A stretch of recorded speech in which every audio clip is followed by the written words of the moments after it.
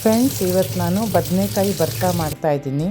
ನಾವು ಇದಕ್ಕೆ ಬದನೆಕಾಯಿ ಗಿವುಚೋದು ಅಂತಲೂ ಹೇಳ್ತೀವಿ, ಕೆಲವರು ಕಿವುಚೋದು ಅಂತಲೂ ಹೇಳ್ಬೋದು.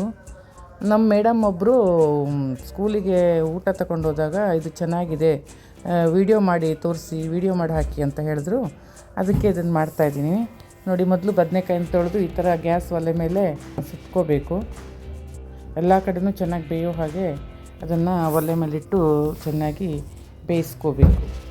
ಈ ಥರ ಒತ್ತಿ ನೋಡಿದರೆ, ಈ ಥರ ಅಲ್ಲಲ್ಲಿ ಒತ್ತಿ ನೋಡಿದಾಗ ಅದು ಸಾಫ್ಟ್ ಆಗಿದೆ ಅಂದರೆ ಬೆಂದಿದೆ ಅಂದರ್ಥ.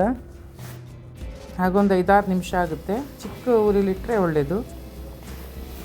ನಮ್ಮದು ಎಜುಕೇಷನಲ್ ಚಾನಲ್ ಆದರೂ ಕೂಡ ಮಕ್ಕಳು ಈ ಒಂದು ಸುಲಭವಾದ ಅಡುಗೆಯನ್ನು ಕಲಿತ್ಕೊಂಡ್ರೆ ಒಂದೊಂದು ಸಲ ಅವ್ರ ಮನೆಯಲ್ಲಿ ತಂದೆ ತಾಯಿಗೆ ಇದರಿಂದ ಸಹಾಯ ಆಗಬಹುದು. ಇದನ್ನು ಬೇಯಿಸೋವಾಗ ನಾವಲ್ಲೇ ನಿಂತಿರಬೇಕು ಅಂತೇನಿಲ್ಲ.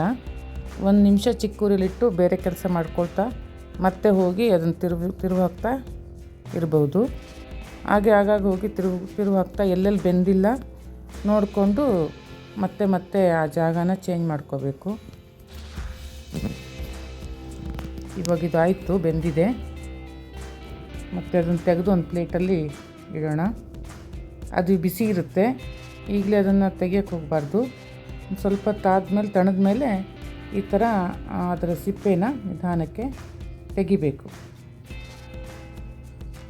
ನೀಟಾಗಿ ಬರುತ್ತೆ ಸಿಪ್ಪೆ.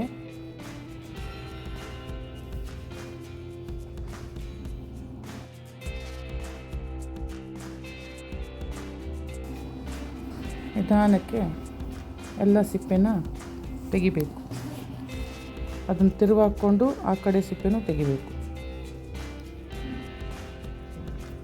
ಈ ವಿಡಿಯೋ ನಾನೊಬ್ಬಳೇ ಮಾಡ್ತಾಯಿದ್ದೀನಿ, ಮೊಬೈಲ್ ಹಿಡ್ಕೊಂಡು. ಒಂದು ಕೈಯಲ್ಲಿ ಮೊಬೈಲ್ ಹಿಡ್ಕೊಂಡು ಒಂದು ಕೈಯಲ್ಲಿ ಕೆಲಸ ಮಾಡ್ತಾಯಿದ್ದೀನಿ.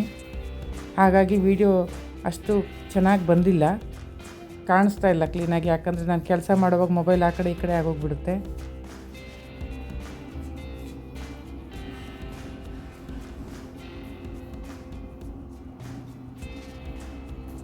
ನೋಡಿ ಎಷ್ಟು ಚೆನ್ನಾಗಿ ಬೆಂದಿದೆ.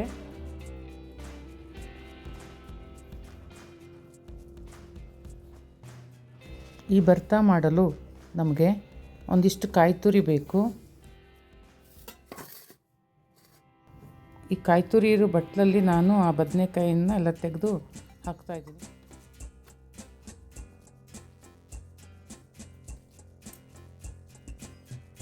ನೋಡಿ, ತೊಟ್ಟೊಂದು ಬಿಟ್ಟಿದ್ದೀನಿ.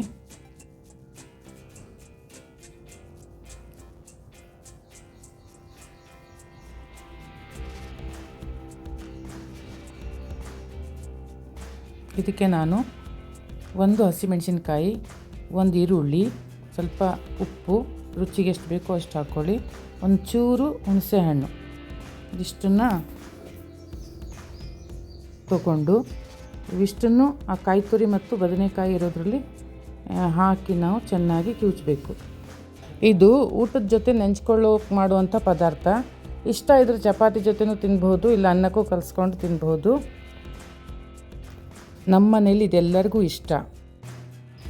ನಾವಿನ್ನೇನು ಊಟಕ್ಕೆ ರೆಡಿ ಮಾಡ್ತಾಯಿದ್ದೀವಿ, ಊಟ ಬಡಿಸೋಕ್ಕೆ ರೆಡಿ ಮಾಡ್ತಾಯಿದ್ದೀವಿ ಅಂದಾಗ ಕಿವುಚ್ಕೊಂಡ್ರೆ ಒಳ್ಳೆಯದು. ನಾವು ಮೊದಲೇ ಇದನ್ನು ನೀಟಾಗಿ ಕಾಯಿ ತುರಿ ಪಕ್ಕದಲ್ಲಿ ಈ ಬದನೆಕಾಯಿ ತೆಗೆದಿಟ್ಕೊಂಡು ಹಸಿಮೆಣಸಿನ್ಕಾಯಿ, ಈರುಳ್ಳಿ ಎಲ್ಲ ಒಂದು ಕಡೆ ಹಾಕಿಟ್ಕೋಬೋದು. ಈ ಥರ ಮಿಕ್ಸ್ ಮಾಡೋದು ಬೇಡ. ಊಟದ ಟೈಮ್ನಲ್ಲಿ ಮಿಕ್ಸ್ ಮಾಡಿಕೊಂಡು ಅದನ್ನು ಸರ್ವ್ ಮಾಡ್ಕೋಬೇಕು.